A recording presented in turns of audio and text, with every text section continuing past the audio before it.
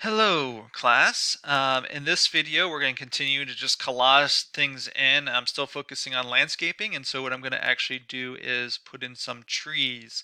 And we're going to use the collage method, which means using photographs. And in a previous assignment, we looked at the render option in Photoshop for trees, which I think is a good option and arguably better than this option, although there are some advantages. And I have already downloaded a picture of a tree, but actually I want to take you into Google for a minute because I want to show you some things that you're going to struggle with. So I searched tree and then I clicked the transparent button. The reason why I did that is trees can be very hard with all the various colors, bright greens, dark greens, browns to actually select. It takes a long time to cut a tree out of a photograph, which so you want someone, if someone else has posted one already that has it cut out, that's all the better. So when I click on an image, we can see I get a checkerboard pattern here in the preview. That means it's transparent. That's like Photoshop, right?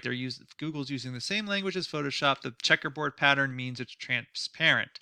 But you want to be careful because when you notice on the left-hand side here, this one has a checkerboard pattern, but this one's not really transparent. This is a fake image. If you see a checkerboard pattern over here, it's actually images. It's not transparent. Someone has actually put in the checkerboard pattern. That's probably to prevent you from using it, which is fine. People are allowed to have their own copyright rules. If you notice, this tree is the one that I am going to use here. It has a white background on the preview thumbnail, and when I click on the actual image, it has the checkerboard. That's how I know it actually has a real transparent background. That's not to say you can't find one inside an image. It just might take a long time to cut out, which is one of the downsides of this method, trees being very difficult to do. So I use this one. I saved it.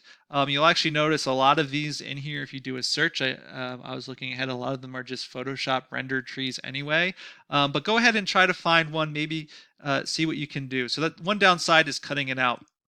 There's another downside I'll talk about using this method as well, even though they can look super real because they are a picture of a real tree. That's the positive. Anyway, I opened it up in Photoshop. I'm going to do Control A to select all, Control C to copy, come over to my image, and Control V to paste. Now, actually, I just noticed I put it behind my mountain layer over here. So this came in as layer 3. I'm just going to pull it up and pull it above my mountain layer. I'll call layer 2 mountain. I probably should do that, and I'll call layer 3 tree. Okay, so I can take this tree. Now we just need to scale it. Again, I often find students, what they'll do is they'll make the image of the tree super small like this. Well, this is my tree. Well, this is a full-grown tree, and right now where I have it placed and scale my image, it's tiny. Yeah, trees can be tiny, but they should look like nursery trees in that case. You have to decide where you want to put your tree. I like that mountain back in the distance, so I think I'm going to have it popping out the side of the building. Ultimately, some of this tree will be um, behind the building, and that's fine. So I just did Control T to scale it. I'm going to pull the corner, and I'll proportionally scale it up. Again, I'll remind people, having trees stick off the side of a drawing are only having pieces of them, that's perfectly good. Having them sort of stick off the top and whatnot, just like as if you're underneath a branch, those are all good tricks as well to use. So I'll put mine sort of off the side of this building here. I want to see the mountain, I think. So I'll put it right about there. That looks good. Um, and so there we go. There's a tree.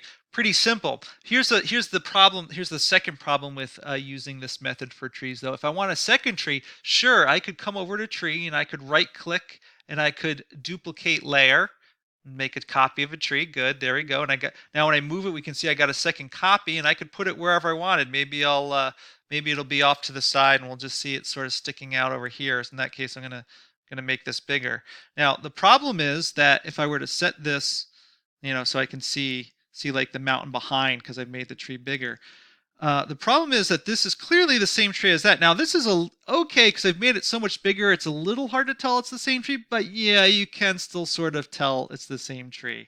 So in theory, what I should do is go back and find a second tree. And now if you're in a location, they might have particular kinds of trees. So finding multiple trees of similar species with transparent backgrounds, that can get almost impossible to do. So that's another downside method. And I should mention the third downside method, which I think is going to be okay just for this midday image that I'm creating, is lighting. And so if the light and shade and shadow on the tree isn't quite right, especially if you're playing with something at a different point of day, that could also be problematic.